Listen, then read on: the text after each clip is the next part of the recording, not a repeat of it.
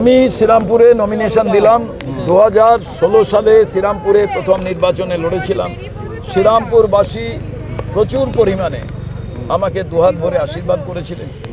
তারপরেও আমি কিছু ভোটের জন্য জয়ী হতে পারিনি, কিন্তু হেরে যাওয়ার পরও আমি লাগাতার শ্রীরামপুরের সঙ্গে আমার সম্পর্ক ত্যাগ করিনি।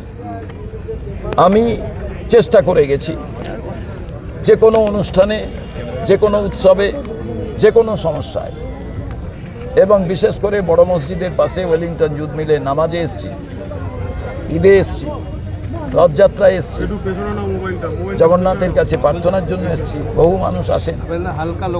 এইভাবে শ্রীরামপুরে যখন মহামারী করোনা আক্রান্ত,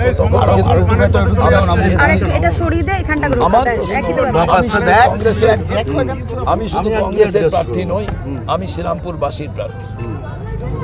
আর দ্বিতীয় প্রশ্ন হচ্ছে, সারা দেশে যা অবস্থা, নির্বাচন কমিশনের, তাদের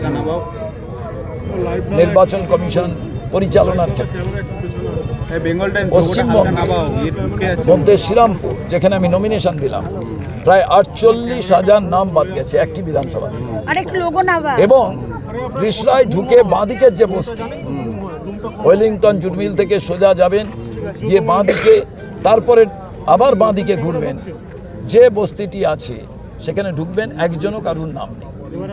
তো সেখানে সব মানুষেরা আমার কাছে অভিযোগ করলেন। তাদের আমি কি পদ্ধতির কথা বললাম, একজন এসে বললেন দিদি সব করে দেবে, আরেকজন বলল তো দাদা সব করে দিয়েছে, আমাদের সর্বনাশ করেছে, আর দিদি বলেছিল সব দেখে নেবে, সব দেখলো। আমরা এসআইআরের বিপক্ষে ছিলাম না। আপনারা জেনে রাখুন, 1951 সাল থেকে আজ পর্যন্ত 8 বার এসআইআর অলরেডি হয়ে গেছে, যা 1 বছরের বেশি সময় নিয়ে। তখন স্পেশাল কথাটা ছিল না, ইন্টেন্সিভ রিভিশন ছিল। কি এমন ঘটনা ঘটলো নির্বাচনের আগে, যুদ্ধকালীন তৎপরতায় এই এসআইআর করতে হলো? কাউকে ক্ষমতায় আনার প্রচেষ্টা নাকি? মুখ্যমন্ত্রী বললেন এসআইআর করতে দেবো না। আমি চিঠি লিখলাম যে অল পার্টি মিটিং ডাকুন।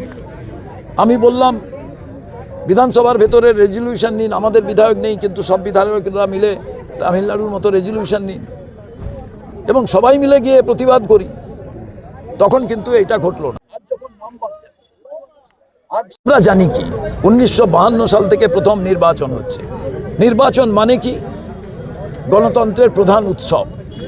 আর সেই উৎসবে যদি জেনুইন ভোটারের নাম না থাকে, তাহলে সেটা কি উৎসব হয়? সেটা তো কবরে যাওয়ার রাস্তা হয়, সেটা তো শ্মশানে যাওয়ার রাস্তা হয়। অতএব এই কারণে আমরা সর্বশেষ প্রার্থীপদ ডিক্লেয়ার করেছি। কারণ আপনার ভোট দেওয়ার অধিকার আছে, সেই নামটা কেটে দেওয়া হচ্ছে, আপনি ভোট দিতে পারবেন কিনা ঠিক নেই। আর আমি আপনার কাছে গিয়ে প্রার্থী হিসাবে বলছি ভোট দিন, আপনার তখন কেমন মনে হবে? দাঁতে যন্ত্রণা করছে, আপনি তখন তাকে লজেন্স দিয়ে বলছেন লজেন্স চোষো। এই রকম যখন ঘটনা ঘটছে, এর জন্য দায়ী কে?